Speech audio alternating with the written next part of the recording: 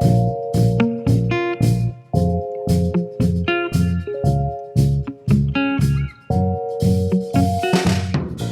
and this is Saturday Morning Recorded, and I'm your host, Cohen Vogel. And for today's special guest, that's my friend and coworker, Mack Bruner. Now, I think that's how you pronounce it, because I just realized I don't know how to pronounce his last name.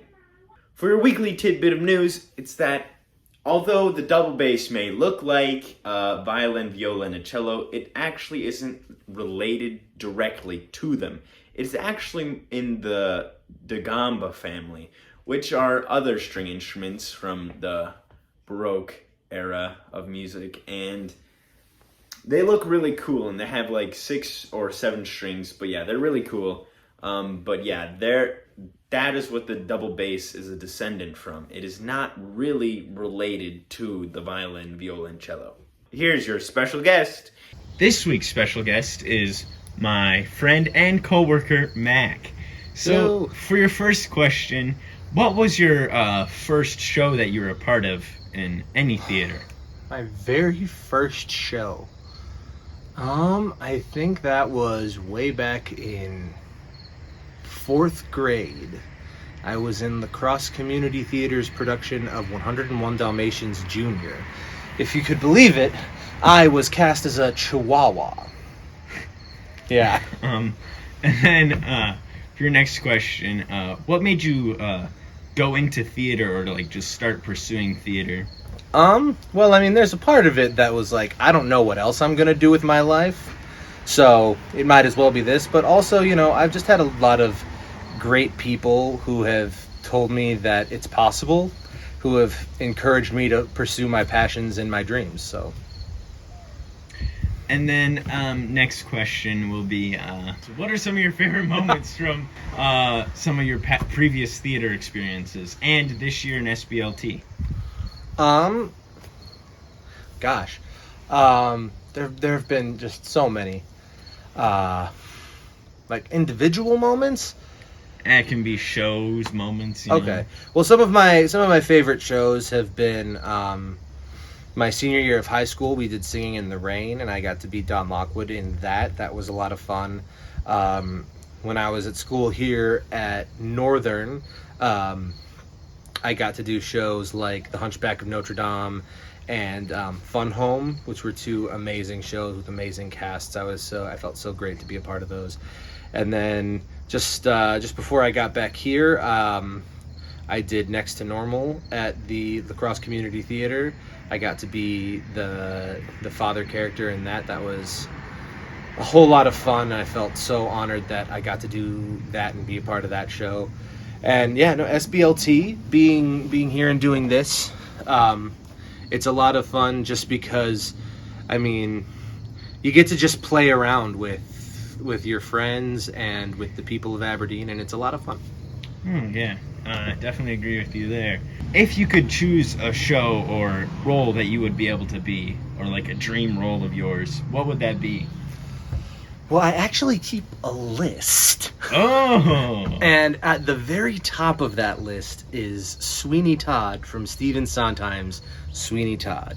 That is the role that I have to play before I die. But other roles, the Beast in Beauty and the Beast, I've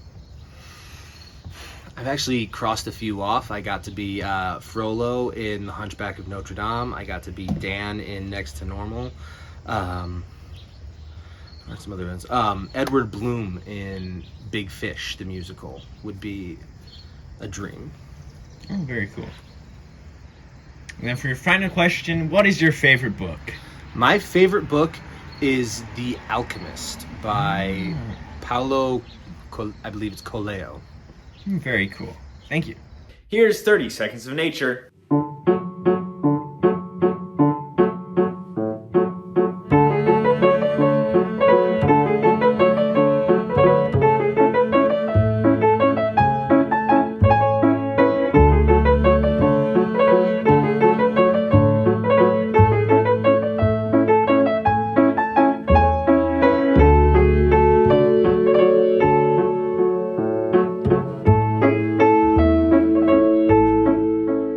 Here's Eva's word of the week. Persnickety. Here's the Take 5. Here's this week's Take 5. For your first question, are you a morning person or night person? Ooh, see, that is interesting because I definitely feel like if I'm not up by 9, I have wasted half of my day. But I also like staying up till midnight. So I guess I'm more of a morning person because I do start to get tired at 10 o'clock. And then your next question, how do you like your eggs? Eggs? Ooh, I like my eggs over easy. Third question, what's your favorite sitcom? Whew. I think my favorite sitcom is Parks and Recreation. Fourth question, have you ever peed in a pool? In a pool? No. In a lake? Yeah. And a river. And the ocean, I think. For your fifth and final question, if you could help an endangered species of your choice, what would you pick? Ooh. Now, that's a good one. My knee-jerk reaction is probably I think it's the black rhino, the African black rhino, because I really like rhinos. But I think if I'm being more environmentally conscious, probably the bee. Very cool. Yeah. Thanks. Now, both of those animals are, of course, wonderful options. Now, honestly, from a whole environmentally standpoint, Mac, all animals are needed because, you see, if one animal species goes extinct, then the whole ecosystem gets thrown out of balance.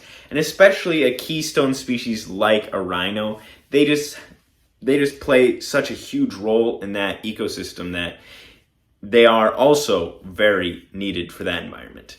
And the bee is, of course, an amazing choice. Everyone, well, I personally love bees, but yeah, I think bees are great, and especially bumblebees. Bumblebees are super cool.